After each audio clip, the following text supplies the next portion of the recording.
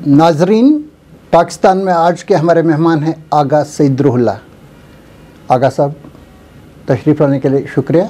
नाजरीन की दिलचस्पी के लिए मैं बताना थोड़ा चाहूँगा, हालांकि आप किसी तारुफ के मोहताज नहीं हैं, बताना चाहूँगा कि आगा साहब 2002, 2008 और 2014 में लगातार 3 इलेक्शन उन्हें जीते। बडगाम से नेशनल कॉन्फ्रेंस के टिकट पे इन्होंने नुमाइंदगी की। उसके बाद 2024 के इलेक्शन में, जैसे कि आप सब जानते हैं, इन्होंने भारी अक्सरियत के साथ तकरीबन 2.25 लाख के वोटों से पीडीपी के वहीद रहमान परा को हराया और ये अब पार्लियामेंट में लोकसभा के मेंबर हैं सेंट्रल कश्मीर से, जिसमें बडगाम, गांदरबल, श्रीनगर और इसमें शुपियान और पुलवामा डिस्ट्रिक्ट के भी 2 सेगमेंट्स आते हैं। तो इनकी नुमाइंदगी इस वक्त पार्लियामेंट में कर रहे हैं। आगा साहब, शुरू में आगाज़ में इंतखाबात की हम बात कर रहे हैं, 2024 वाले इंतखाबात की, तो इसमें 2 तरह के रुझानात देखने में आए। एक रुझान ये था जो हमने साउथ कश्मीर में और सेंट्रल कश्मीर में, आपके हल्के में भी देखा, क्लियर लाइंस थी कि कहाँ की तरफ वोटर जा रहे हैं, क्लियर। लेकिन इसके साथ ही ये जो इंजीनियर रशीद है, अवामी इत्तेहाद पार्टी के सरबराह, जो जेल में है पिछले 5 साल से टेरर फंडिंग के केस में, वहाँ पे इनके खिलाफ जो इल्ज़ामात वगैरह उसकी वजह से वो हैं वहाँ पे दिल्ली के तिहाड़ जेल में, और इनको अभी रिलीज़ भी किया गया था। तो वो जब इन्होंने इलेक्शन लड़ा और वो जेल में थे, तो एक वेव बनी कश्मीर में, सारे कश्मीर में नहीं बनी, वो सिर्फ नॉर्थ कश्मीर में बनी, और जिसकी वजह से वो जीते। जो इनके 18 सेगमेंट्स थे, जिसका आपका बडगाम और बीरवा भी आता है, जो अभी आप उसमें नहीं है, इसमें असेंबली वाले इलेक्शन में, तो नॉर्थ कश्मीर की पार्लियामेंट सीट में वो भी आते थे। वहाँ पे भी उन्होंने 18 में से 14 हल्कों में बरतरी हासिल की, सबकत हासिल की। नेशनल कॉन्फ्रेंस ने 3 हल्कों में सबकत हासिल की। लेकिन कुछ ही महीने के बाद जो असेंबली इलेक्शन हुए, तो इस असेंबली इलेक्शन में उनको हालांकि रिलीज़ भी किया गया, उनको कैंपेन उन्होंने चलाई, पूरी वादी में उन्होंने अपने उम्मीदवार खड़ा किए। इसकी क्या वजह आप समझते हैं कि इनके लोग बड़ी मुश्किल से, एक ही इनका भाई जो लंगेट हल्के इंतखाब से मुंतखब हुआ, बाकी जगहों पे सारे के सारे हार गए। अक्सर लोगों की ज़मानतें बंद हो गई। जो लोग ये दावा करते थे कि उमर अब्दुल्ला को हराएंगे, उनको 300-400 वोट मिले। तो इस किस्म के ये देखने में आए बिल्कुल complete contrast between the parliament and the assembly elections, और 2-3 महीने के अंदर अंदर ये क्यों हुआ, कैसे हुआ? एक बात जो हमने लोगों तक पहुंचाने की कोशिश की और जो ज़रूरी थी इलेक्शन कैंपेनिंग के दौरान, और खुदा का शुक्र है जो लोगों ने ख़ुद भी महसूस की और जो जिस बात को लोगों ने समझा कि इस बार तकसीम करने के लिए गुंजाइश ही नहीं है। अगर हम इलेक्टोरली डिवाइड होते हैं, हमारी सीटें डिवाइड होती है, तो अगर हम 2014 वाली गलती फिर से दोहराए, 2014 में शायद कुछ गुंजाइश थी क्योंकि अभी खोने को बहुत कुछ था। आज वो गुंजाइश भी नहीं है, अब खोने को कुछ भी नहीं है। अब या तो आप तकसीम होके 2014 जैसा मैंडेट रिपीट करके स्टेटस को स्टैम्प करे, उसको अप्रूवल दे, या मुत्तहिद होके स्टेटस को के ख़िलाफ़ लड़ाई लड़े। बीजेपी के यही मंसूबे थे, और जो आपने देखा, जो मैंने इलेक्शन कैंपेनिंग के दौरान कहा भी, जिसकी तरफ इशारा किया भी और रिज़ल्ट ने वो दिखाया भी, बीजेपी के यही मंसूबे थे कि वो जम्मू को कंसोलिडेट करे, और जो उन्होंने किया भी बहुत हद तक। जम्मू के 29 सीटें उन्होंने लाई, कंसोलिडेट किया, वही उनका टारगेट भी था। और कश्मीर में वोट्स को डिवाइड किया जाए, या मैंडेट को जो है फ्रैगमेंट किया जाए, तकसीम किया जाए, और वहाँ के 28-29 उठा के यहाँ जो बाकी सीटें जो ज़रूरत थी, वो जो यहाँ पे डिवीज़न हुआ होगा, या डिवीज़न जो हुआ होता उनके मंसूबे के हिसाब से, वहाँ से वो कलेक्ट करके पार्टीज़ को, इंडिविजुअल्स को या इंडिपेंडेंट्स को 2014 की तरह फिर से एक गवर्नमेंट बनाते हैं यहाँ पे अलायंस में उन लोगों के साथ, और तब उनको हमसे हमारे हुकूक छीनने थे। अब वो शायद उस गवर्नमेंट के ज़रिए हमारे स्टेटस पे स्टैंप लगाते, स्टैंप ऑफ अप्रूवल लगाते।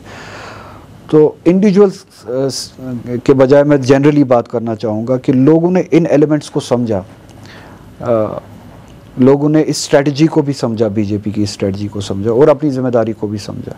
हर एक चीज़ को उन्होंने दूर रखा जो डिवीज़न करने में मदद कर रही थी, चाहे पर्पजली कर रही थी, कॉन्शियसली कर रही थी, दानिस्ता तौर कर रही थी या गैर दानिस्ता तौर कर रही थी, जो डिवीज़न करने में मदद कर रही थी, जो बीजेपी के मंसूबों को कामयाब होने में दानिस्ता तौर या गैर दानिस्ता तौर मदद कर रही थी। लोगों ने हर एक उस एलिमेंट को समझा और उस एलिमेंट से खुद को दूर रखा और उस एलिमेंट को खुद से दूर रखा।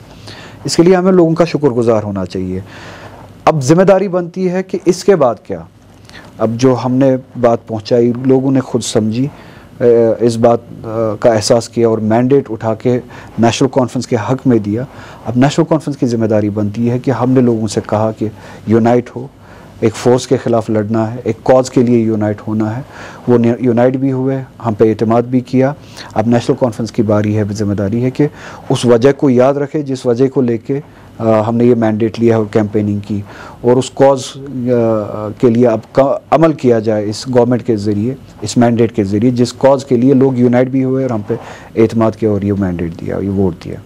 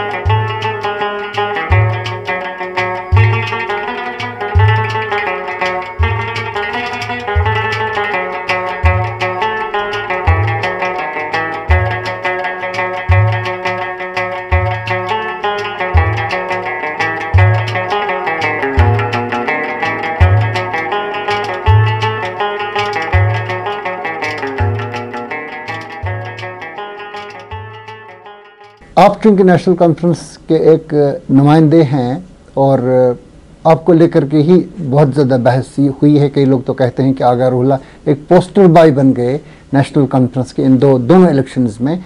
इनको रेफ़र किया जाता है, बहुत सारी जगहों से डिमांड्स आने लगी कि इनको यहाँ भेज दीजिए, मतलब ये कैंपेनिंग के लिए।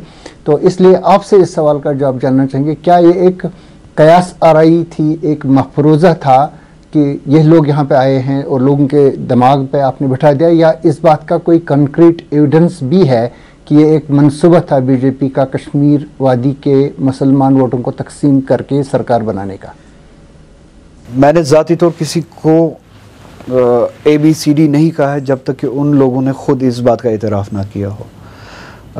पीपल्स कॉन्फ्रेंस वो रिकॉर्ड पे उन्होंने एतराफ़, न सिर्फ एतराफ़ किया है, उन्होंने बीजेपी के साथ मिल के काम किया है और बीजेपी के कोटा पे आके उन्होंने यहाँ पे मिनिस्ट्री में हिस्सा लिया है। अगर आपको याद हो 2014 में वो कहते हैं तब लिया था, मजबूरी थी उस वक्त एंटर करने की, अब हमारा उनके साथ कोई ताल्लुक नहीं। उन्हीं फैसलों के नतीजे जो है 370 की मनसूखी है, वो तब ज़्यादा पुराना तब नहीं है, वो तब आज का तब है जिससे हम गुज़र रहे हैं।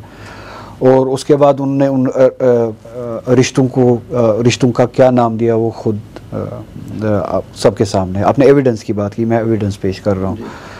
तो बीजेपी के कोटा पे बीजेपी के साइड से मिनिस्टर बनना, रिश्तों को नाम देना कि मेरे मोदी जी के साथ इस तरह के रिश्ते हैं। मैं जानना चाहता हूँ 2024 का कोई एविडेंस है जहाँ पे आप लोगों को मुतमईन करेंगे कि वाकई ये एक साजिश थी?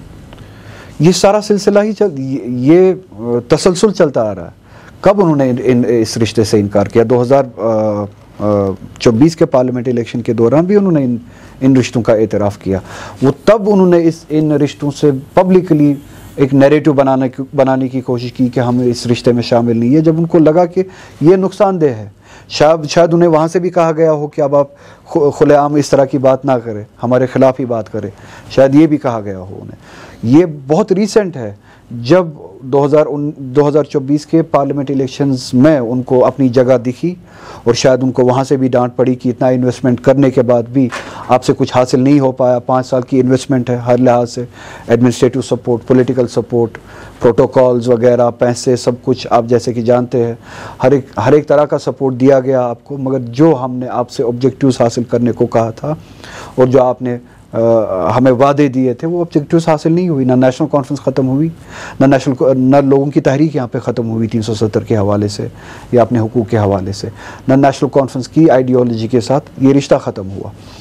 तो 2000 पार्लियामेंट के इलेक्शन ने वो हकीकत सबके सामने लाई, और वो हकीकत शायद उन फोर्सेस के सामने भी लाई जो दिल्ली में बैठ के कुर्सियों पे बैठ के खुद ही हिसाब किताब करते थे, कयास आराइया करते थे कि फ़लाँ पार्टी को वहाँ पे मैदान में डाल के शायद हम इस तरह के ऑब्जेक्टिव्स हासिल कर सकते हैं।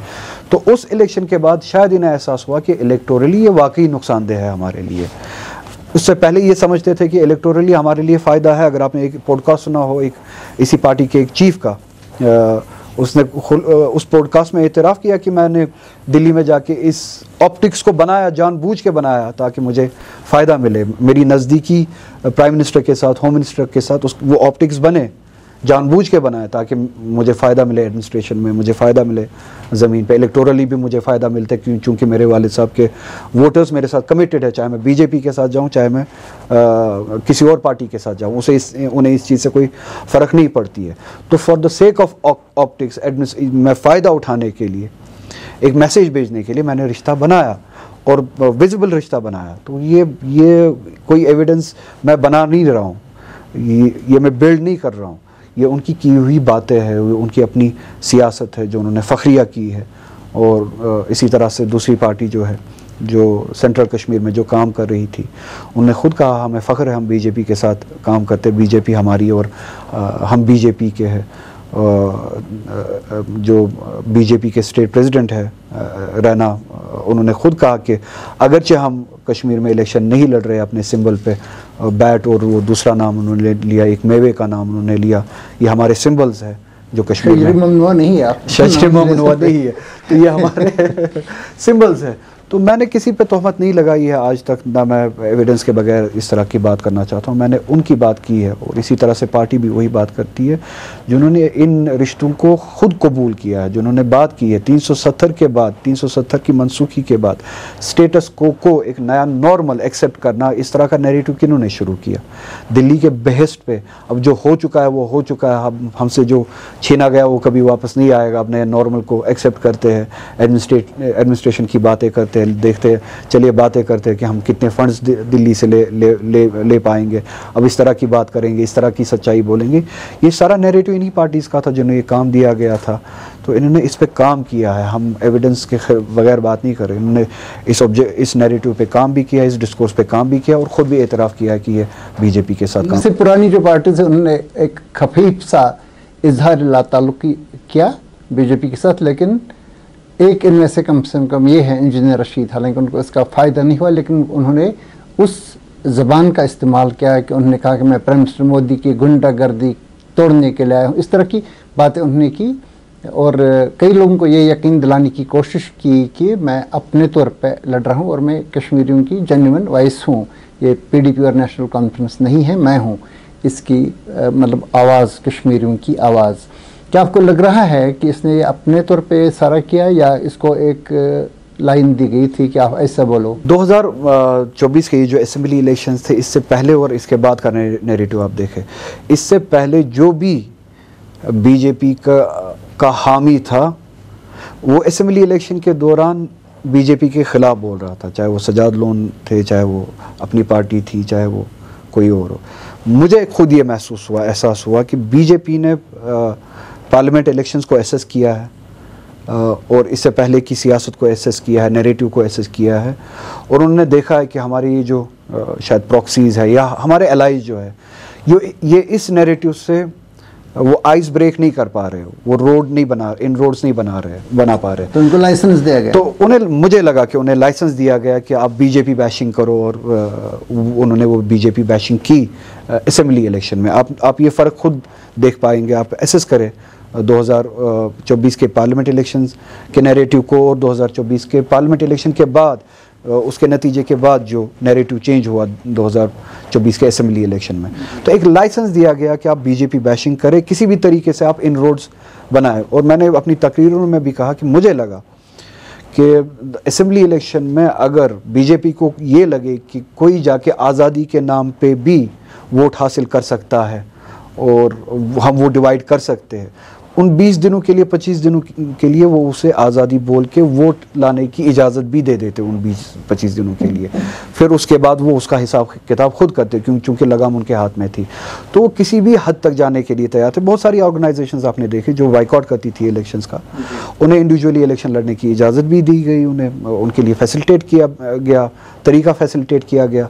तो किसी भी हद तक बीजेपी जाने के लिए तैयार थी। मैं शुक्रगुजार हूँ लोगों का, एक आम सी एक अंडरस्टैंडिंग है कि जम्मू कश्मीर के लोग बहुत वाइज है in terms of politics, politically वो आपको लग रहा है कि इज्तिमाई शऊर रखते हैं, ये चीज़ें बिल्कुल रखते हैं। मतलब ये इलेक्शन साबित करता है कि इज्तिमाई शऊर रखते हैं, इज्तिमाई सियासी शऊर रखते हैं समझ।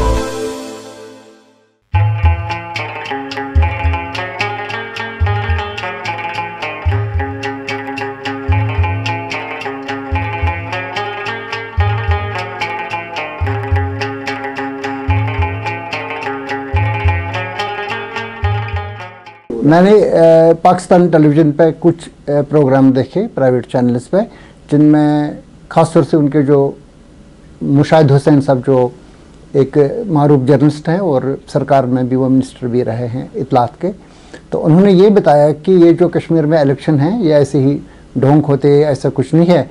और वो लोग वहाँ पे वोट हासिल कर लेते हैं जो आज़ादी वगैरह की बात करते हैं, मतलब एक सेपरेट नैरेटिव पे वोट जाते हैं। वो ये बताने की कोशिश कर रहे थे अगर इंजीनियर रशीद ने वहाँ से जीता तो इस वजह से जीता कि वो आज़ादी और पाकिस्तान के साथ हैं। लेकिन जिन लोगों ने यहाँ पे आज़ादी और पाकिस्तान के नज़रिए को परवान चढ़ाया है कश्मीर में, ख़ासतौर से पिछले 35 साल के दौरान, जिसमें जमात इस्लामी सर फहरिस्त है। जमात इस्लामी की तरफ से कुछ लोग आए, हालांकि एक सेक्शन ये दावा कर रहा है कि ये एसेंशियली हमारे रिप्रेजेंटेटिव्स नहीं थे, लेकिन 10-15 लोग ऐसे आए और उसमें एक वो सरजान बरकती भी आए जो 2016 की एंटी इंडिया प्रो आज़ादी प्रो पाकिस्तान एजिटेशन के फेस थे, पोस्टर बॉय उसके थे। वो भी 2 जगहों से इलेक्शन लड़े, लेकिन हर जगह से, हालांकि कई लोगों को ये लग रहा था कि कुलगाम वगैरह से या देवसर से या बच्ची वगैरह से जो अफजाना पर है वहाँ से ये लोग कामयाबी हासिल करेंगे, लेकिन 1-2 जगहों को छोड़ करके हर जगह पे उनकी ज़मानतें भी ज़ब्त हो गई हैं। तो इसकी तशरीह आप क्या करेंगे, ये किन के खिलाफ ये वोट है? यही कि जम्मू कश्मीर के लोग बाशऊर लोग हैं, उन्हें पता है हम वोट किस लिए देते हैं। उन्हें पता है कि वोट डालने से आज़ादी नहीं आएगी, उन्हें पता है वोट डालने से हम पाकिस्तान का इलाक नहीं कर रहे। हमारी एक कॉन्स्टिट्यूशनल गारंटीज़ के लिए हमारी एक कॉन्स्टिट्यूशनल लड़ाई है मरकज़ के साथ, जो हमारी आइडियोलॉजी है, जिस आइडियोलॉजी के बुनियाद पे हमने इस रिश्ते को कबूल किया है, उन उसूलों के बुनियाद पे हम चाहते हैं कि ये रिश्ता अगर बना रहे तो उन उसूलों के बुनियाद पे बना रहे। तो हमारी मरकज़ के साथ एक लड़ाई चल रही है, वो कॉन्स्टिट्यूशनल फ्रेमवर्क में चल रही है। हम कॉन्स्टिट्यूशन की बात कर रहे हैं, हमसे हमारे कॉन्स्टिट्यूशन के ज़रिए जो हुकूक थे वो हमसे छीने गए। हमारी लड़ाई है मरकज़ के साथ, मगर वो उन एलिमेंट्स पे है जिन एलिमेंट्स की बात कॉन्स्टिट्यूशन करता है। जम्मू कश्मीर के लोग जानते हैं कि हम जब पोलिंग स्टेशन पे जाते हैं हम कौन सी लड़ाई लड़ रहे हैं। वो आज़ादी लाने के लिए पोलिंग स्टेशन पे नहीं जा रहे हैं, वो अपने आईनी हक के लिए पोलिंग स्टेशन पे जा रहे हैं। और मरकज़ के साथ हमारी जो लड़ाई है, बीजेपी की रिजीम के साथ जो हमारी लड़ाई है, जो हम इलेक्शन के ज़रिए, पोलिंग स्टेशन के ज़रिए, वोट के ज़रिए, वो किसी भी दूसरे फैक्टर से गाइड नहीं होती है। इससे बाहर कोई और फैक्टर नहीं है, कोई भी ऐसा फैक्टर गाइड नहीं कर सकता। और आपने बेहतरीन मिसाल दी, जो मैं बोलना चाहता था आपने खुद अपने सवाल में ही बोला। बहुत सारी ऐसी ऑर्गेनाइजेशंस है, जमात इस्लामी है, चाहे उनने एज एन ऑर्गेनाइजेशन या वो लोग जो जमात इस्लामी के साथ शामिल थे या आज़ादी की तहरीक के साथ जो शामिल थे, उनने इलेक्शन लड़ा यहाँ पे। अगर वो लॉजिक सही होता, अगर वो मंतक सही होता कि वो इलेक्शन जीतते हैं जो आज़ादी चाहते हैं इलेक्शन के ज़रिए, तो सबसे पहले उनका ऐलान होना चाहिए था। हालांकि नतीजा उसके बरक्स है। लोगों को पता है कि कौन सी लड़ाई कहाँ पे लड़नी है, कौन सी लड़ाई कैसे लड़नी है। ये लड़ाई अपने आईनी हुकूक की वापसी के लिए, हमारी लड़ाई आईनी गारंटी जो हमें दिए गए थे, जो स्टेटस था हमारा, उसकी वापसी के लिए। इनका जो इंटेलेक्चुअल सपोर्ट स्ट्रक्चर है, उनका ये भी दावा है कि ये लोग, जिसमें आप सब लोग आते हैं, पार्लियामेंट मेंबर, असेंबली में मिनिस्टर्स वगैरह, ये बताते हैं कि ये नाइट वॉचमैन है, कुछ मदद के लिए, ये छोटे छोटे मसले हल करने के लिए हैं।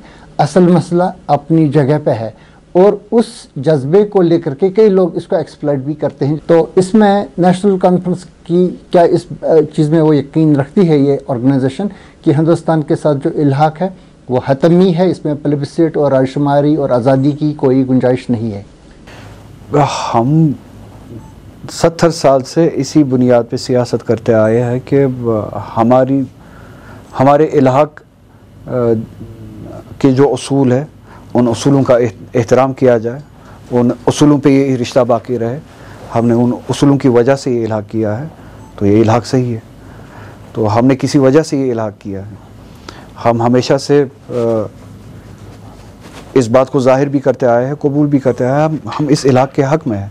और उसी वक्त हमारी लड़ाई ये भी है कि इलाक़ ग़ुलामी के लिए नहीं किया हमने, इलाक़ हमने इक्वल सिटीज़नशिप के लिए किया है, हुकूक के लिए किया है, डिग्निटी के लिए किया है। हमारी आइडेंटिटी इस इलाक़ में बची रहेगी। सबसे बड़ा ड्राइविंग फैक्टर जो था, सबसे बड़ी वजह जो थी इस इलाक़ की, कि हमारी आइडेंटिटी बची रहेगी। और उस आइडेंटिटी के बचाने की गारंटी हमें तब दी गई कॉन्स्टिट्यूशन ऑफ इंडिया के ज़रिए।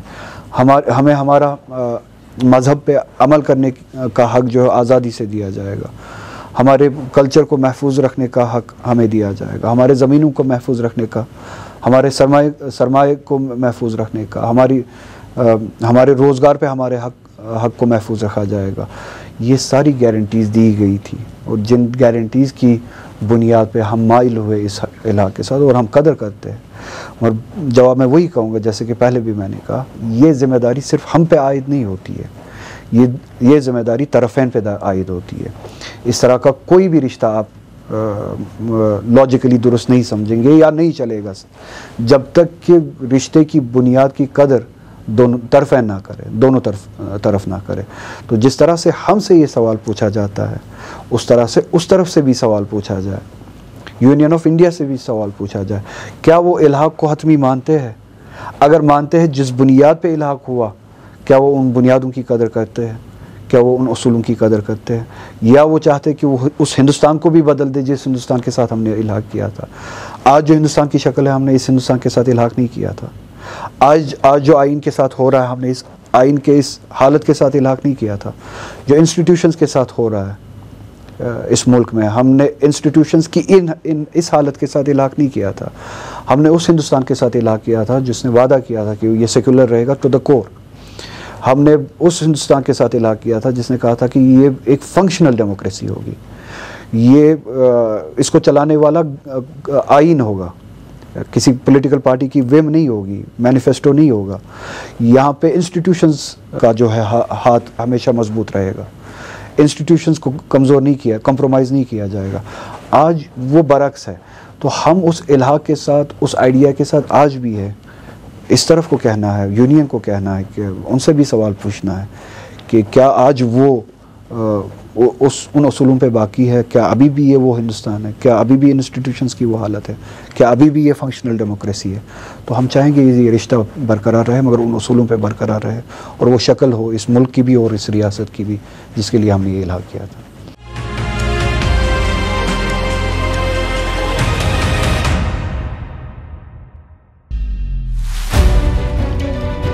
बुनियाद जहां हम खड़े हैं,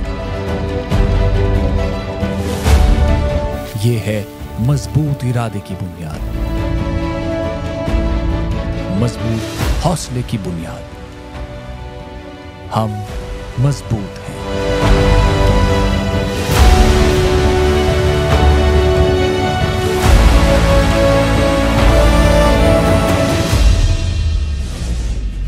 ये घर, ये दरो दीवार, ये राहें, सब गवाह हैं इस मजबूती की।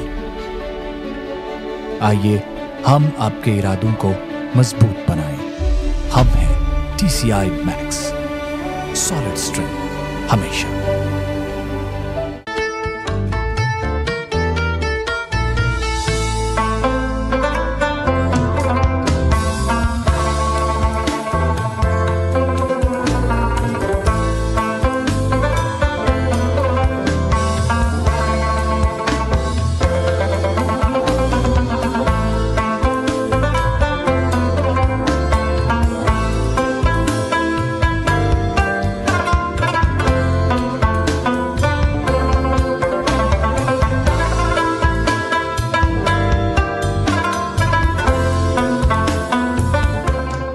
भारतीय जनता पार्टी की जो मौजूदा क़यादत है, इसमें एक इज्तिमाई शऊर ये है कि जो दफ़ा 370 है, ये तो इनकी, आप सब जानते हैं, इनके मंशूर में था शुरू से, जब से भी बीजेपी बनी है, और इससे पहले जो पेशरव इनकी तंजीमें थी 1947 से ही, अब अगर आप देखेंगे तो इसमें ये बाकायदा तौर पर एक एजेंडा आइटम था।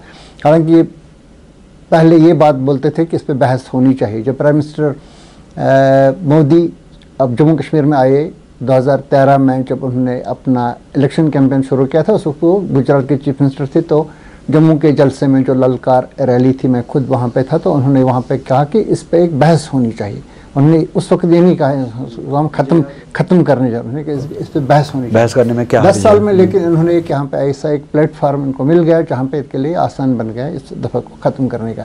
तो जब हम लोग इनसे पूछते हैं कि इसकी क्या मजबूरी है, एक माहिदा हुआ है, एक इल्हाक हुआ है, एक कॉन्स्टिट्यूशनल बुनियाद इसकी है, तो इसको तोड़ने की ज़रूरत क्या है, तो आमतौर पर इनका जवाब ये होता है कि जो 370 है ये पाकिस्तान का दरवाज़ा खुला रखता है।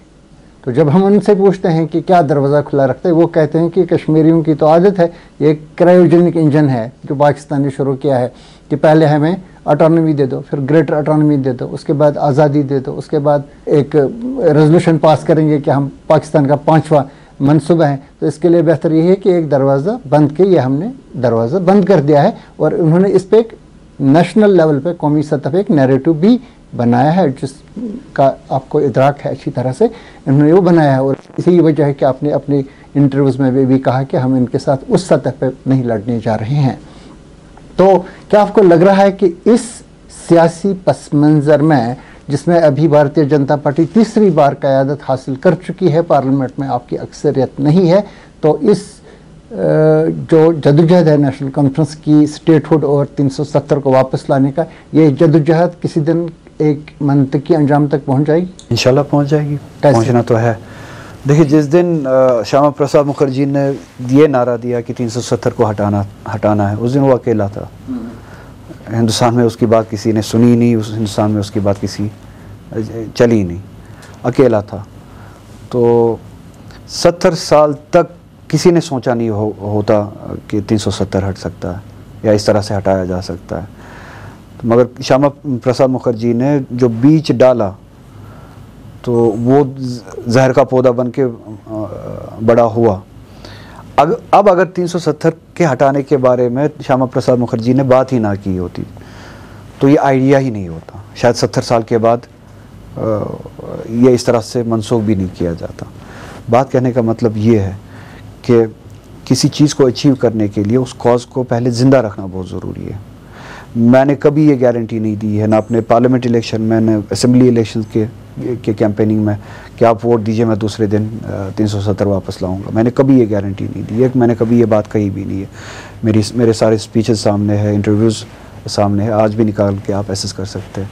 मैंने सिर्फ ये कहा कि मैंने कोशिश की, घर से भी, अकेला था तब भी, पार्लियामेंट से बाहर था तब भी, और अगर इस पार्लियामेंट इलेक्शन के ज़रिए मैं पार्लियामेंट तक पहुंचता हूं तब भी यही कोशिश करूंगा कि लोगों के जो सेंटिमेंट्स है, इस रिश्ते की जो हकीकत है, 370 की जो ज़रूरत है, 370 की मनसूखी के बारे में जो लोगों की राय है, जम्मू कश्मीर के लोगों की राय है, वो दुनिया तक पहुंचाए और ये बात कही जाए हिंदुस्तान को। ये फ़ैसला शायद आपका फ़ैसला हो सकता है, हमें ये कबूल नहीं है। एक डेमोक्रेसी तभी फंक्शनल डेमोक्रेसी हो सकती है कि जब इस तरह इस नेचर के फ़ैसले उस रियासत के लोगों से लेकर लिए जाए, मगर आपने इस रियासत के लोगों से पूछ कर नहीं लिए ये फ़ैसले। हमें कैद करके लिए, हमें डिसएम्पावर करके लिए, हमें डिसएनफ्रेंचाइज करके लिए, और ये बात पहुंचाई जाएगी, पार्लियामेंट तक पहुंचाई जाएगी, पूरे हिंदुस्तान तक पहुंचाई जाएगी, और ये डिस्कोर्स शुरू किया जाएगा कि जम्मू कश्मीर के लोग 370 की मनसूखी को सही नहीं समझते और उनका जायज़ मुतालबा ये है कि 370 को वापस लिया जाए। शायद मैं ना ला पाऊँ, मगर एक कॉज और एक आवाज़ जिसको बीजेपी दबाना चाहती है, जिसको एक पूरा इकोसिस्टम दबाना चाहती है, जैसे कि आपने कहा कि पूरे मुल्क में माहौल बनाया गया है, नैरेटिव बनाया गया है कि 370 जो है वो एंटी नेशनल एलिमेंट है, एंटी नेशनल आर्टिकल है, पाकिस्तान के लिए फैसिलिटेट करने वाला आर्टिकल है, जबकि हकीकत ये है कि ये accession of union of Jammu and Kashmir with union of India को फैसिलिटेट करने वाला आर्टिकल है, आर्टिकल ऑफ फेथ है। अगर ये आर्टिकल, ये कंडीशंस तब कबूल नहीं की गई होती, शायद ये एक्सेशन हुआ ही नहीं होता। और ये आर्टिकल हिस्सा है हिंदुस्तान के आइन का, पाकिस्तान के आइन का नहीं है। जो यहाँ पे आज़ादी, इल्हाक और उस तरह की बातें करते हैं, वो हिंदुस्तान के आइन को मानते ही नहीं है। चाहे वो हिंदुस्तान के आइन में आर्टिकल 370 हो या ना हो, उन्हें उससे कोई फ़र्क नहीं पड़ता है, क्योंकि वो उस आइन को ही नहीं मानते। हम आर्टिकल 370 को मानते हैं, इसलिए बात साबित है कि हम आइन को मानते हैं। तो इसलिए मैं ये बात ज़िंदा रखना चाहता हूँ। शायद हमारी ज़िंदगी में ये कोशिश जो है कामयाब हो, कभी हम इस नैरेटिव को ठीक करने की कोशिश करें और कामयाब हो जाए पूरे मुल्क में कि 370 की ज़रूरत क्या है और अहमियत क्या है। शायद हमारी ज़िंदगी में वापस आ जाए, शायद मेरी ज़िंदगी में ना आ पाए, मगर मैं कोशिश करूँगा। जिस तरह से आर्टिकल हटाने वाले ने आज से 70 साल पहले ये बात ज़िंदा रखी और उसका नतीजा निकला, आज मैं चाहता हूँ कि 370 के वापसी के लिए आवाज़ ज़िंदा रखी जाए, इस कॉज को ज़िंदा रखा जाए। अल्लाह ताला करे अनकरीब भी वापस मिले, अल्लाह ताला का जब मंसूबा हो, जब भी वापस मिलेगा। भारतीय जनता पार्टी क़यादत को जब टारगेट करना होता है नेशनल कॉन्फ्रेंस को, और भी मेरे ख्याल से पीडीपी को भी, तो उस वक्त वो कौमी सतह पे यही नैरेटिव बनाते हैं। वो नहीं कहते हैं कि ये लोग मुसलमान हैं और हिंदुओं पे कब्ज़ा करना चाहते हैं। वो लोग ये कहते हैं कि ये पाकिस्तानी है, ये प्रो टेररिज्म, दहशतगर्दी के मवाफिक लोग हैं, ये वहाँ पे दहशतगर्दी फैलाएंगे, जो हमारे फौजियों को और आम लोगों को वहाँ पे मार डालते हैं।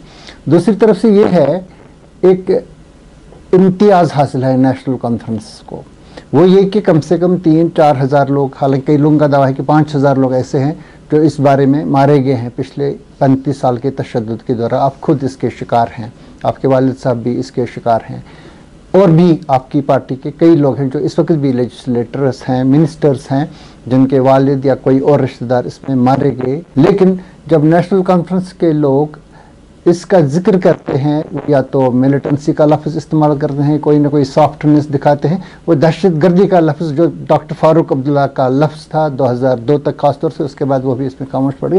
ये क्या वजह है? क्या ये लोग डरते हैं दूसरे साइड से, या उनको लग रहा है इससे हमारा वोट कम हो जाएगा? क्योंकि यही सबसे बड़ा हथियार आपके पास है जो जिससे आप बीजेपी को कमज़ोर कर सकते हैं कि ये देखो आपके लोग नहीं मरे, हमारे लोग यहाँ पे मरे। इसमें कमज़ोर क्यों है? हकीकत भी यही है। नेशनल कॉन्फ्रेंस की आवाज़ कमज़ोर क्यों है? नेशनल कॉन्फ्रेंस की आवाज़ कमज़ोर नहीं है, इंस्टीट्यूशंस कंप्रोमाइज़ हो चुके हैं, मीडिया कंप्रोमाइज़ है। मीडिया कहाँ पे कंप्रोमाइज़ है? आप तो बहुत बड़ा मेमोरियल बना सकते थे यादगार कि ये देखो ये हमारे लोग हैं जिनको दहशतगर्दों ने मार डाला। तो वो नवाज सुबह के हाल में बंद रखा है। हाँ सही बात है, वो मैं एतराफ़ करता हूँ कि पार्टी को शायद पार्टी के लेवल पे इस पे काम ज़्यादा करना चाहिए था, एक मेमोरियल बनाना। दूसरी तरफ से श्यामा प्रसाद मुखर्जी का यहाँ पे मेमोरियल बना, श्रीनगर में बना।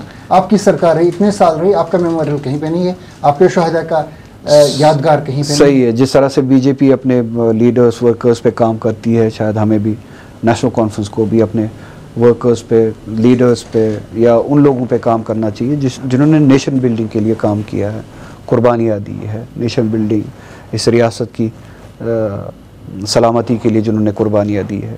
ये सवाल इसलिए है कि बहुत सारे लोगों का ये ख्याल है कि मिलिटरली इसको, टेररिज्म को या यहाँ पे मिलिटेंसी इसको न्यूट्रलाइज नहीं किया जा सकता है परमानेंटली।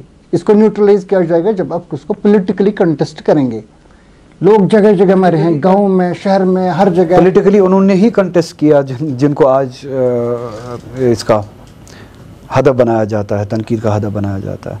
और ये झूठ, ये नैरेटिव जो है वो जानबूझ के, हालांकि बीजेपी खुद जानती है कि रियासत जम्मू कश्मीर के लोगों ने ही, आप उसे टेररिज्म कहे, मिलिटेंसी कहे, जो भी नाम देना दे, हम बीजेपी के इस हद तक अभी गुलाम नहीं बने कि वो हमारी वोकेबलरी भी सेट करे, हमारा नैरेटिव भी सेट करे। हमें पता है किस चीज़ को क्या बोलना है, हमारी वोकेबलरी हमारी होनी चाहिए, हमारी वोकेबलरी हम डिसाइड करेंगे।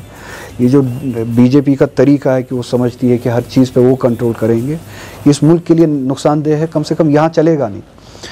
तो जो भी नाम दे, टेररिज्म, मिलिटेंसी, इसको लड़ने के लिए जो पॉलिटिकल विल चाहिए और जो पॉलिटिकल फाइट चाहिए वो यहाँ के लोगों ने दी है। उसके लिए जो कुर्बानी चाहिए वो यहाँ के लोगों ने दी है। जैसे कि आपने कहा, बहुत सारे ऐसे लोग हैं, मेरी पार्टी में है, दूसरी पार्टी में है, हर एक पार्टी में आप देखेंगे कि जहाँ आप देखेंगे कि हज़ारों के लोग कत्ल हो चुके हैं। एमएलएज, मिनिस्टर्स तो आप छोड़िए, ब्लॉक सतह तक के जो हमारे वर्कर्स हैं, मुख्तलिफ पार्टीज़ के जो वर्कर्स हैं, पहले दिन से कत्ल करना शुरू हुआ, उनका कत्ल होना शुरू हुआ। सबसे पहला कत्ल जो लाल चौक में, अगर मेरी इतला गलत नहीं है, तो एक नेशनल कॉन्फ्रेंस के ब्लॉक प्रेसिडेंट के गले में ग्रेनेड्स डाले गए। तब तक कोई पंडित यहाँ पे कत्ल नहीं हुआ था। पहले नेशनल कॉन्फ्रेंस का मुसलमान वर्कर जिसके गले में ग्रेनेड्स डाले गए और वो ग्रेनेड्स ब्लास्ट किए गए, जिसके शायद फिर जिस्म के हिस्से भी नहीं दिखे। इस तरह से कितने शायद कत्ल हुए जिनके बारे में हमें पता भी नहीं है। तो इस सोसाइटी ने लड़ा, यहाँ के लोगों ने उस एलिमेंट के ख़िलाफ़ लड़ा, उस तशद्दुद के ख़िलाफ़ लड़ा, और वो कुर्बानियाँ हमने दी हैं। इसको एक्नॉलेज नहीं किया जाता, इसके बजाय इसको डिग्रेड किया जाता है, इसकी तहकीर की जाती है। इसका नुकसान ये मुल्क ज़रूर उठाएगा। नैरेटिव जो ये आज झूठ का नैरेटिव बनाया जा रहा है, इंसाफ भी कोई चीज़ होती है। अगर इस मुल्क ने इस झूठ को एक नॉर्म बनाया, इस रिजीम के लिए, इस बीजेपी के लिए, कुदरत अपना काम ज़रूर करती है। एक झूठ को एक नॉर्म बनाना, कुदरत, जैसे ये खुद भी कहते हैं कि कर्मा कोई चीज़ है, तो ये नुकसान ज़रूर उठाएंगे। हर चीज़ जो यहाँ पे, एक चीज़ जो मैंने महसूस की है, एक ही परमानेंट है कश्मीर में, कि यहाँ पे कोई भी चीज़ परमानेंट नहीं है। तो आज का स्टेटस को भी परमानेंट नहीं है। ये जो बातें कर रहे हैं ये भी परमानेंट नहीं है। कल को इन्हें इस रियासत के लोगों की ज़रूरत पड़ेगी, ये आएंगे, जोली उठा के आएंगे इस रियासत के लोगों के सामने। और ये जो मैं बात इस वक्त कह रहा हूँ, ये रिकॉर्ड हो रही है। ये जोली उठा के आएंगे अपनी रेलेवेंस के लिए, इस रियासत के लोगों के लिए। तब किस मुंह से आएंगे, ये आज तय करना है इन्हें। तो जो भी राइट थिंकिंग लोग हैं इस मुल्क में, उन्हें उन कुर्बानियों को उसको एक्नॉलेज करना पड़ेगा, एहतराम देना पड़ेगा जो इस रियासत के लोगों ने। आपकी तंजीम में और दूसरी वादी की तंजीमों में इस खुद एतमादी के फुकदान की वजह से एक कॉम्पिटिटिव सेपरेटिज्म का यहाँ पे एटमॉस्फेयर सस्टेन हो रहा है। ये एक मतलब गैर जानदार लोगों का एक ऑब्जर्वेशन है, जिसमें हर कोई इस किस्म के बयान है जैसे कि कभी कभी वो लगता है अपीजमेंट चली जा रही है, किसी को लगता है इससे हमारे वोट मिल सकते हैं। लेकिन उसमें इस किस्म का जो माहौल बनता है, मैं आपको मिसाल देता हूँ इसकी। आप पार्लियामेंट के मेंबर मुंतखब हुए, उसके बाद आपके जो सरबराह हैं उमर अब्दुल्ला साहब, वो चीफ मिनिस्टर बन गए अक्सरियत से, भारी अक्सरियत के साथ।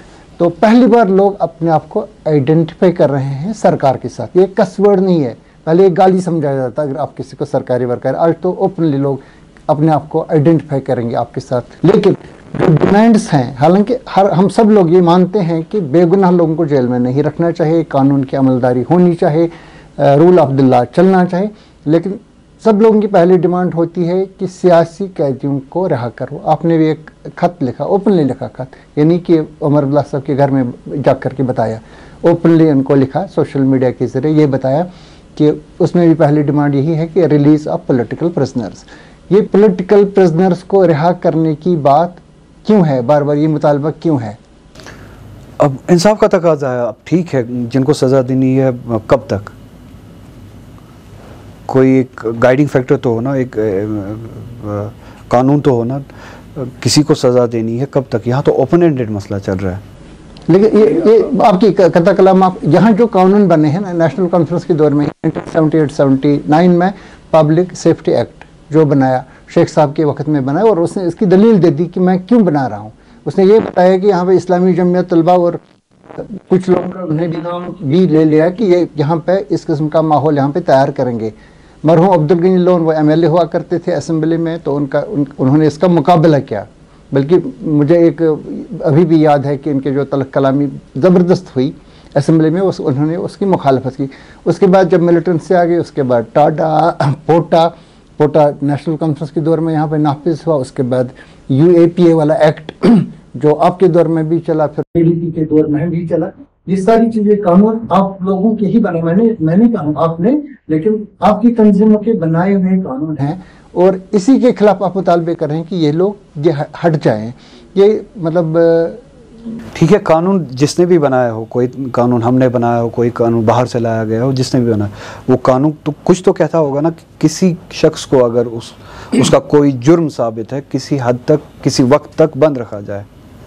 हर कोई कानून ये तो कहता होगा ना। यहाँ पे ओपन एंडेड मसला चल रहा है। उन्हीं कानून के तहत, चलिए मैं आपकी बात मानता हूँ, उन्हीं कानून के तहत यहाँ पे लोगों को बंद रखा गया है। कब तक? अच्छा, उन्हीं कानून के तहत लोगों को बंद रखा गया है, अभी तक पता नहीं है कि कब तक बंद रखा जाएगा। तो इंसाफ हर एक के लिए है ना, चाहे मुजरिम हो, मुजरिम के लिए भी इंसाफ है, ओपन एंडेड नहीं हो सकता है। दूसरा आपकी बात सही है। दूसरा ये कि मैंने उस लेटर में उन लोगों की बात की है जिनके ट्रायल्स भी अभी शुरू नहीं हुए, जिन्हें पता ही नहीं है कि जुर्म क्या किया है, और 7-7 साल तक उन्हें अभी भी बंद रखा गया है। 5-5 साल अभी हुए हैं, 3-3 साल हुए हैं। तो ट्रायल्स के बगैर आप कैसे बंद रख सकते हैं? 2010 में जो यहाँ पे 3 खास एजिटेशन चली, यहाँ पे 2008 में, 2009 में भी एक चली शोपियान के वाक़े को लेकर के, 2010 में और 2016 में, ये हमारे सामने है। 2010 की एजुटेशन में जो शख्स यहाँ पे इसका रूही रवान था अलाहिदगी पसंदों की तरफ से, तो उस वक्त मुफ्ती मोहम्मद सईद ने जब उनकी सरकार बनी बाद में, तो उन्होंने उनको छोड़ दिया। एक ज़माने में 2015 में आते ही पहली ही प्रेस कॉन्फ्रेंस में कहा कि मैंने डायरेक्टर जनरल पुलिस को हिदायत दे दी है कि सियासी कैदियों को छोड़ दें।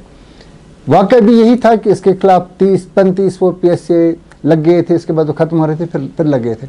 इसके बाद उनको छोड़ा गया उसको, और 1-1.5 महीने के अंदर अंदर इसने, जबकि यहाँ पे सारा खामोश हुआ था 2010 के बाद, 11, 12, 13, 14 ये उमर साहब की जो सरकार थी, इसमें आप देखेंगे सबसे निचले लेवल पे ये ग्राफ आ चुका था। रिक्रूटमेंट, वायलेंस, इन सब चीज़ों का आ गया था। और जब वो यहाँ पे मैदान में छोड़े गए, तो उन्होंने गिलानी साहब के हक़ में, वो भी 6 महीने यहाँ पे रहते थे, 6 महीने दिल्ली, और जब वहाँ से आए तो उन्होंने एक इस्तकबालिया उनके हक़ में मुनज़्ज़म कर लिया, जिसमें 3-4 हज़ार लोगों ने यहाँ पे डायरेक्टर जनरल पुलिस के दफ्तर के बाहर एयरपोर्ट रोड पे 3-4 हज़ार लोगों का मजमा, और जिनके हाथ में पाकिस्तानी फ्लैग्स और नारे, पाकिस्तान से क्या पैगाम, कश्मीर बनेगा पाकिस्तान, हाफिज़ सईद का क्या पैगाम, कश्मीर बनेगा पाकिस्तान। जो ही वो वाक़या हुआ, उसके बाद आपने देखा एक नया दौर शुरू हुआ, जिस दौर से अभी भी कश्मीर नहीं निकल रहा है। ये था, ये मैं नहीं बता रहा हूँ कि सब लोगों को बंद जेल में रखना चाहिए, लेकिन स्पेशल सर्कमस्टेंसेस में स्पेशल कवानीन बनाए जाते हैं। अभी तक हम उस दौर में हैं जहाँ पे इतने सारे 70,000 मिलिटेंट से रिलेटेड इंसिडेंट्स हैं, जिसमें आपके घर का, आपके वालिद साहब की शहादत है। अभी तक कोई एक हल नहीं हो रहा है। किसी को सज़ा क्यों नहीं हो रही? क्योंकि कोई सामने आता नहीं है ये बताने के लिए कि जनाब मैंने देखा वो यहाँ पे IED लगा रहा था, मैंने देखा उसने वहाँ पे बटन दबाया। ये यहाँ पे अभी तक लोगों को नहीं लग रहा है कि हम महफूज हैं अगर ये बयान हम दे देंगे। और अगर कोई ये बयान दे देगा भी तो आपका जो थाने में मुंशी साहब होगा वो लिखा वो नहीं लिखेगा, वो भी लिखेगा तो आपका जो पब्लिक प्रोसिक्यूटर है जो श्रीनगर डाउनटाउन में रहता है वो आगे ये बात नहीं चलाएगा। वो डरेगा कि अगर मैं ये बात बताऊंगा तो मुझे खतरा है। और अगर वो भी बात कहेगा, प्रोसिक्यूटर भी जम्मू से आप लाएंगे, फिर आपका जज साहब है, जज साहब कहता है मैं यहाँ, मुझे यहाँ रहना है, दफन यहाँ पे होना है, लोगों के साथ रहना है। मैं ये बता रहा हूँ कि एक जो ब्रेक डाउन हुआ था लॉ एंड ऑर्डर का, एडमिनिस्ट्रेशन ऑफ जस्टिस का 1989 में शो, वो अभी भी है।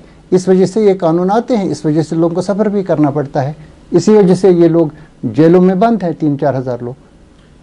आप शायद कंफ्यूज कर रहे हैं चीज़ों को। जिन्होंने किसी का कत्ल किया हो, किसी वायलेंस में इन्वॉल्व हो, मैंने उनकी वकालत ना कभी की है ना करूँगा। जो इस तरह के वायलेंस में जिन्होंने कत्ल किया हो, मैं उनकी वकालत नहीं कर रहा हूँ। मैं उन लोगों की वकालत कर रहा हूँ जो एक्टिविस्ट है, चाहे वो पॉलिटिकल हो, सिविल एक्टिविस्ट हो, लॉयर्स हो, स्टूडेंट्स हो, ठीक है, किसी हद तक जिनका शायद रुझान सेपरेटिज्म की तरफ हो मगर वायलेंट नहीं थे, वो विदाउट ट्रायल्स बंद है, वो अभी भी बंद है। ठीक है, अगर उनको सज़ा भी मिली होती, वो शायद वो सज़ा भी ख़त्म हो चुकी होती। अभी उन्हें सज़ा भी नहीं मिली है और वो बंद है, 4-4, 5-5 साल से बंद है। मैं उनकी बात कर रहा हूँ। मैं नहीं बता रहा हूँ कि सारे के सारे लोग इस तरह के हैं, मैं ये बता रहा हूँ कि ऐसी सूरत हाल का को जवाब बनाया जाता है लोगों को बंद रखने का। दूसरी बात ये कि कानून और इंसाफ जो है, जस्टिस जो कयास पे काम नहीं कर सकता है कि ये शायद ऐसा करेंगे। ठीक है, आपने लोगों को सज़ा दी, जिस जुर्म की जो सज़ा होती है आपने वो सज़ा दी, सज़ा के बाद क्या? सज़ा के बाद कयास नहीं हो सकता है कि ये बाहर निकल के शायद ऐसा करेंगे। जब ऐसा करेंगे तब आप वो सज़ा दें, अभी किया नहीं है। जब ऐसा करेंगे आपके हाथ तब भी खुले हैं। यही मुल्क है, यही एडमिनिस्ट्रेशन है, यही कवानीन है, यही फोर्सेस है जो इम्प्लीमेंट करते हैं कवानीन को। कौन आपको रोकता है कि तब आप अपने मेजर्स ना लें? मगर कयास पे आप काम नहीं कर सकते कि शायद इनकी सज़ा पूरी हो के अगर छोड़ा जाए तो ये वो वाला काम करेंगे। अभी वो वाला काम किया नहीं है। जब वो वाला काम करेंगे या करना शुरू करेंगे या सोचेंगे भी, तब आप मेजर्स ले सकते हैं। कयास पे इंसाफ नहीं हो सकता है, कयास पे जुडिशरी नहीं चल सकती है, कयास पे कानून नहीं चल सकता है। कानून में सज़ा की लिमिटेशन या पीरियड किसी एक ख़ास वजह के लिए होगी ना, उसका रैशनल होगा ना, कोई मकसद तो होगा ना, कम से कम वो मकसद ही पूरा हो। जिस जुर्म के लिए सज़ा मिली है उसे उस हद तक, उस वक्त तक सज़ा मिले, उस सज़ा के बाद उसे मौका दिया जाए।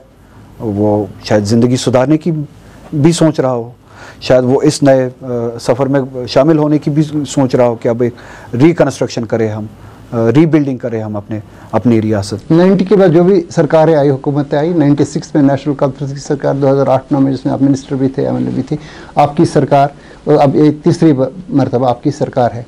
ये जो यूनियन टेरिटरी है ये 2019 के बाद बनी, इससे पहले जो होम, ये आपका कलमदान था। किसी ने आप लोगों को रोका नहीं था इन कवानीन की नज़रसानी करने का, इनको रिव्यू करने का, इन लोगों को छोड़ने का। ये लगातार तो मुस्तकिल रिव्यू हो चुका था, हम कमिटेड थे। 3 PSA हम हटाएंगे।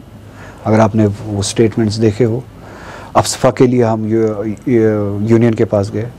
चिदम्बरम जो उस वक्त होम मिनिस्टर थे, पी चिदम्बरम, वो अफसफा हटाने के हक़ में थे। उन्होंने वो एग्री हो चुके थे। डिफेंस मिनिस्टर ने उस वक्त माना नहीं, AK एंटनी ने उस वक्त माना नहीं। क्लैश बना डिफेंस मिनिस्ट्री और यूनियन मिनिस्ट्री के दरमियान, आप जानते हैं। तो अफसफा हटाने के हम बहुत करीब आ चुके थे। अफसफा डिफेंस मिनिस्ट्री की वजह से नहीं हटा था। तो 2010 के दौरान PSA हटाना शायद वो मुमकिन नहीं था। आप खुद मानते हैं, अभी आपने जिक्र किया कि हालात को ठीक किया गया 2014 तक। हमने ही लोगों को रिलीज़ भी किया, एमनेस्टी भी दी। हमने ही जो पाकिस्तान में थे लोग जो मिलिटेंसी के दौर में चले गए थे या जिनकी फैमिलीज़ थी जिन्होंने मिलिटेंसी छोड़ी थी, अब जो इस रास्ते से हमने वापस लाने का सिलसिला शुरू किया। तो ये सारा सिलसिला हमने शुरू किया था 2010 के बाद 2014 तक। तो फिर उसके बाद हमने ये भी कंसीव किया कि हम 2 PSA हटाएंगे। अब उसके बाद इलेक्शंस आए, पहले फ्लड्स आए। फ्लड्स के साथ आपने देखा कि कैसे सारा निज़ाम ही बिखर गया, और फिर इलेक्शंस आए। और अगर आपको याद हो, हमने उन 2014 के इलेक्शंस के कैंपेनिंग के दौरान एक कमिटमेंट की थी कि अगर हम पावर में आते हैं फिर से तो हम PSA हटाएंगे। उसके बाद हमें वोट नहीं मिला। PDP को वोट मिला, BJP को वोट मिला, तो वो हिस्ट्री है। हमने इस इलेक्शन के दौरान भी कहा और हमारे मैनिफेस्टो पे है कि हम PSA हटाएंगे और PSA हटाने के हक़ में है।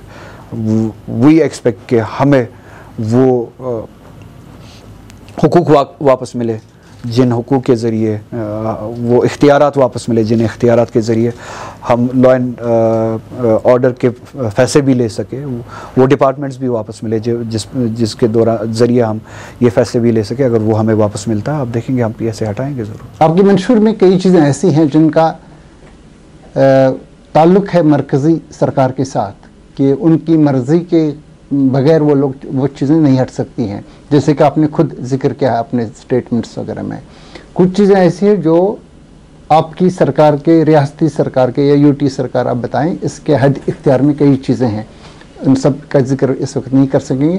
क्या आप मतलब ऑप्टिमिस्टिक हैं इस बारे में कि इन चीज़ों पर जो आपने यकीन दहानी की है, जिसमें जो वेरिफिकेशंस होते हैं, आपने खुद इसमें जो आपका डिजिटल मकतूब मंजर आम पाया है, इसमें आपने खुद जिक्र किया है और बात भी सही है कि 30 साल पहले कोई मिलिटेंट बना है, आप उसका कोई आज रिश्तेदार पैदा हुआ है तो उसको बताते हैं कि इसका अंकल कोई था उस ज़माने में मिलिटेंट, तो उसको उस बुनियाद पे ज्वाइन नहीं करने दिया जाता या पासपोर्ट उसको नहीं मिलता। ये सिलसिला अभी तक जारी है।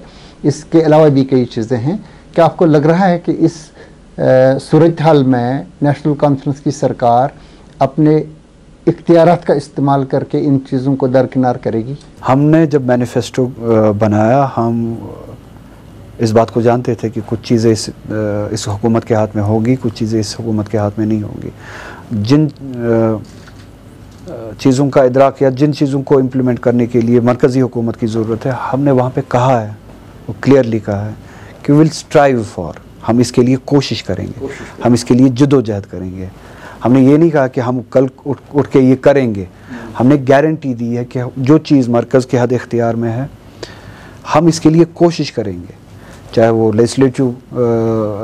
लेजिस्लेचर का रास्ता हो, लेजिस्लेटिव रास्ता हो या एडमिनिस्ट्रेटिव रास्ता हो, हम कोशिश करेंगे। एक हम उस स्ट्रगल के लिए, उस कोशिश के लिए आज भी वादाबंद है।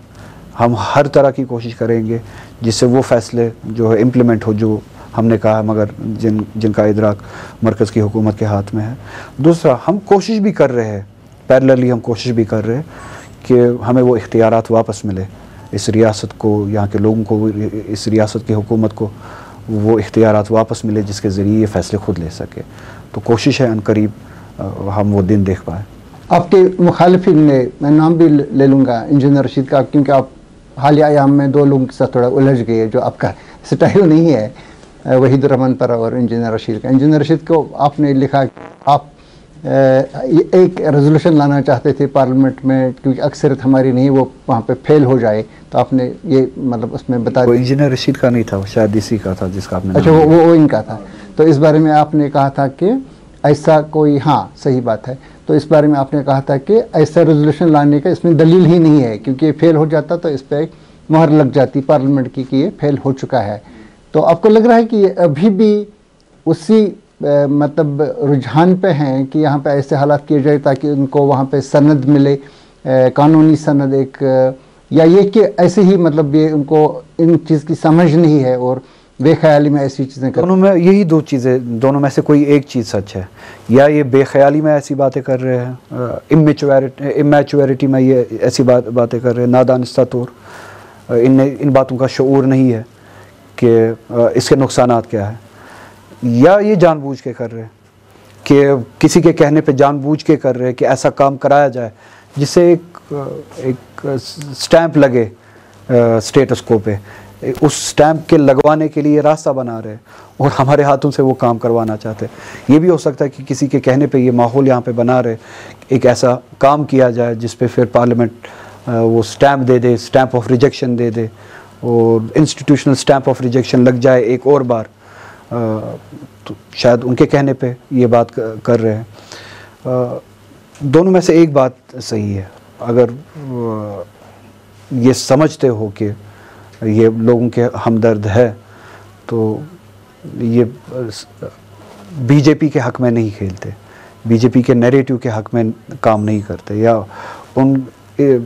उनके मंसूबों की कामयाबी के लिए काम नहीं करते।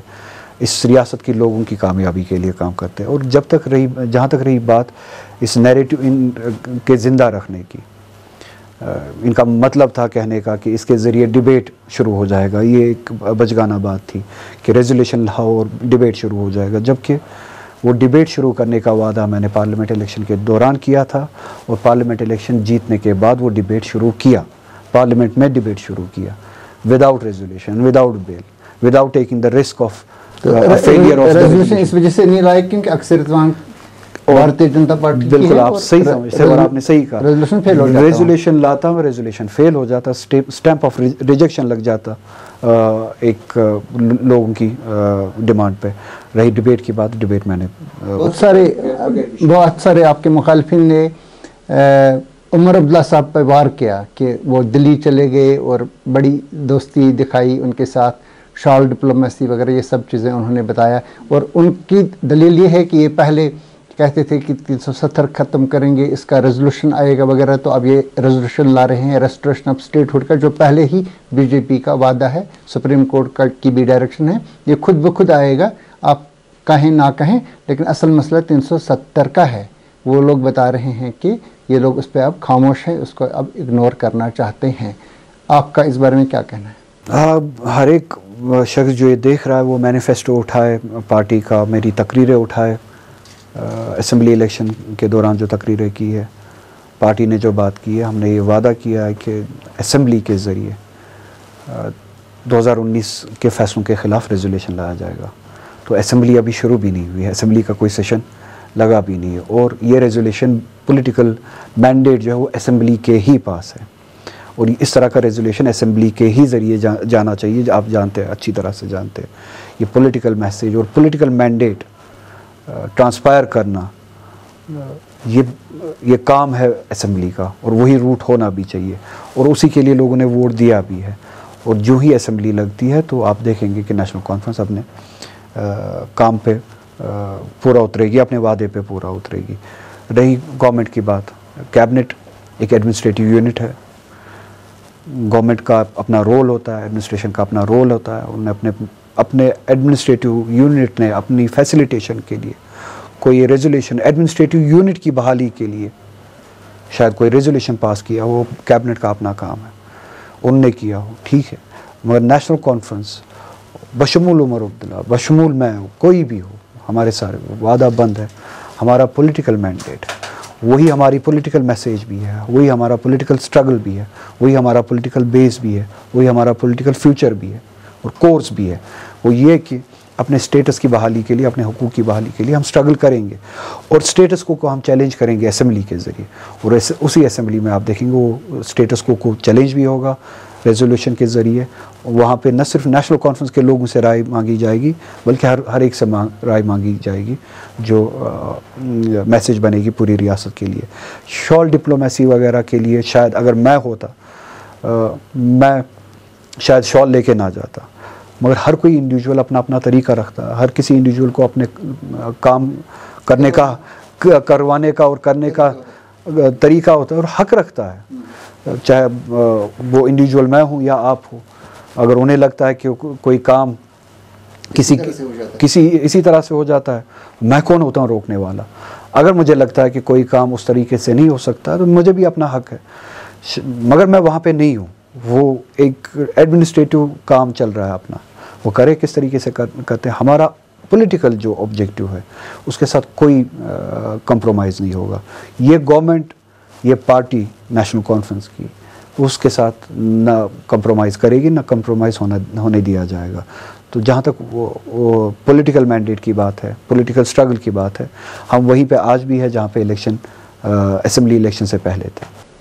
अभी इलेक्शंस, इंतखाबात के सारे मरहले ख़त्म हो चुके हैं, सरकार बनी है, मरकज़ी सरकार भी, रियासती सरकार भी यहाँ पे बनी है, लेकिन सबसे बड़ा खतरा जिसकी वजह से यहाँ पे एक अनसर्टनिटी है वो है डुअल गवर्नेंस, जिसको हाइब्रिड उन्होंने कहा, उमर साहब ने अपने तकरीर में, जो उन्होंने ऑफिसर्स और जिसमें इलेक्टेड रिप्रेजेंटेटिव्स भी थे उसकी तकरीर में उन्होंने बताया, उसका जिक्र किया।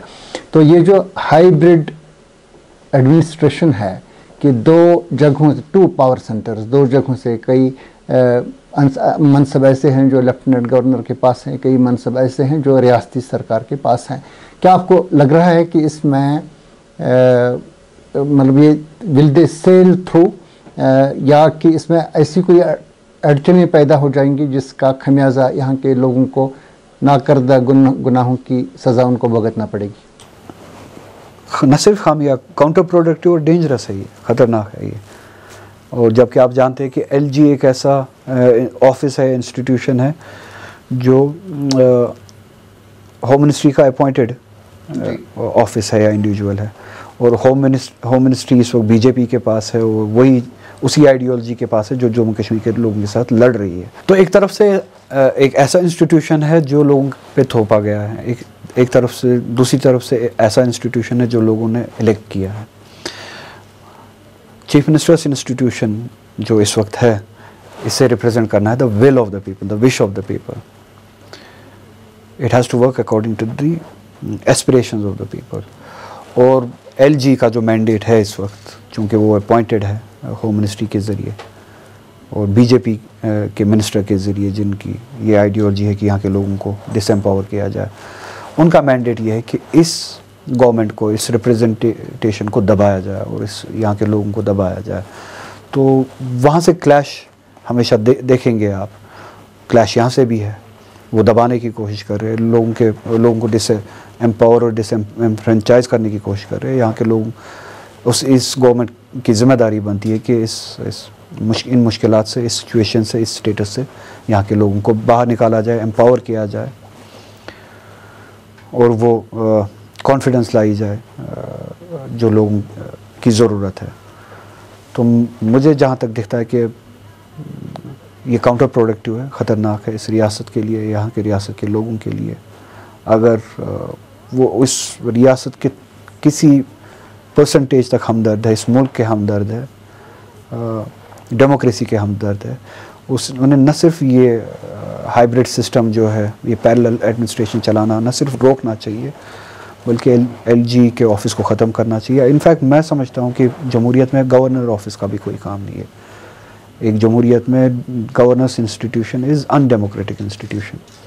अब बात ही नहीं है जब एलजी किया है, जिसे पावर्स दिए जाते हैं चीफ मिनिस्टर से ज़्यादा। तो न सिर्फ इस इंस्टीट्यूशन को ख़त्म किया जाए, मैं तो चाहूँगा पूरे हिंदुस्तान में एक दिन गवर्नर का इंस्टीट्यूशन ही ख़त्म हो। एक इलेक्टेड रिप्रेजेंटेशन पे आप अनइलेक्टेड अपॉइंटी थोप देते हैं, उसके डिक्टेशन उस पर थोप देते हैं, तो इट इज़ अनडेमोक्रेटिक। अब पूरे हिंदुस्तान की इस वक्त शायद उस लेवल तक बात ना कर पाए, कम से कम इस रियासत के हक़ में ये नहीं है। इट्स डेंजरस, बहुत ख़तरनाक है जमहूरियत के लिए, यहाँ की स्मूथ फंक्शनिंग के लिए, इस रियासत की डेवलपमेंट के लिए, प्रोग्रेस के लिए, कि इस तरह का सिस्टम बनाया जाए। तो कम से कम जो शुरुआत जो होनी चाहिए इस इंस्टीट्यूशन को ख़त्म करने से होनी चाहिए। बाज़ लोगों का ये भी कहना है कि कुछ इख्तियारात जो कॉन्स्टिट्यूशनली और पार्लियामेंट के ज़रिए मिले हैं गवर्नर साहब को या लेफ्टिनेंट गवर्नर को किसी भी यूटी में, और यहाँ खुसूसी इख्तियारात भी हैं, लेकिन उसके लिए पार्लियामेंट की मंजूरी, मरकज़ी हुकूमत की मंजूरी ये है, उस पर एक बहस भी आप कर सकते हैं। लेकिन कई चीज़ें ऐसे जो इख्तियारात, जैसे कि अभी मतलब गुज़श्ता साल मेरे ख्याल से जून या जुलाई में बस तरामीम हुई, जिनके ज़रिए वो तरामीम है रूल्स ऑफ बिजनेस में, जो प्रेरोगेटिव है काउंसिल ऑफ मिनिस्टर्स का, वो सरकार का है, उसमें मरकज़ी सरकार का कोई अमल दखल नहीं है, प्रेसिडेंट गवर्नर का कोई अमल दखल नहीं है। क्या नेशनल कॉन्फ्रेंस के पास ऐसा कोई मनसूबा है रूल्स ऑफ बिजनेस चेंज करके वो इख्तियारात वापस अपने पास लाने का? जहाँ पे स्टेट गवर्नमेंट के पास इख्तियारात होंगे, वहाँ पे अलाइन किया जाएगा वापस रूल्स को उस हिसाब के साथ जहाँ पे लोगों को इख्तियारात वापस मिले। बहुत सारी करेक्शंस यहाँ पे करने की ज़रूरत है, लेजिस्लेचर के ज़रिए, कैबिनेट के ज़रिए। अब अभी कुछ ही दिन हो चुके हैं, एसेस किया जा रहा है कि कौन कौन से इख्तियारात है और कौन कौन सा मैंडेट है जहाँ पे चेंज किए जा सकते हैं, वो चेंज ज़रूर की जाएंगी जिससे रियासत वापस एम्पावर हो। आगा सईदुर्रहुल्लाह साहब, आपका बहुत बहुत शुक्रिया कि आप आज हमारे प्रोग्राम में तशरीफ़ लाए, हमारे नाजरीन और सामीन को रोशनास कराया कि नेशनल कॉन्फ्रेंस के क्या प्रोग्राम है और किस तरीके से वो निमट रही है रियासती इंतखाबात के बाद जो यहाँ पे सरकार बनी है और जिसमें अभी पूरे इख्तियारात यहाँ पर नहीं हैं, हमारे बहुत से सामीन की ये ख्वाहिश रहती है कि आप आगा साहब को लाएं, क्योंकि आप बड़ी डिमांड में रहे हैं इस साल यहाँ पे दोनों इलेक्शंस में। आपका बहुत बहुत शुक्र है कि आप तशरीफ़ लाए। उनकी ज़रा नवाजी और आपका भी बहुत बहुत शुक्रिया, आपने बात करने का मौका दिया। शुक्रिया।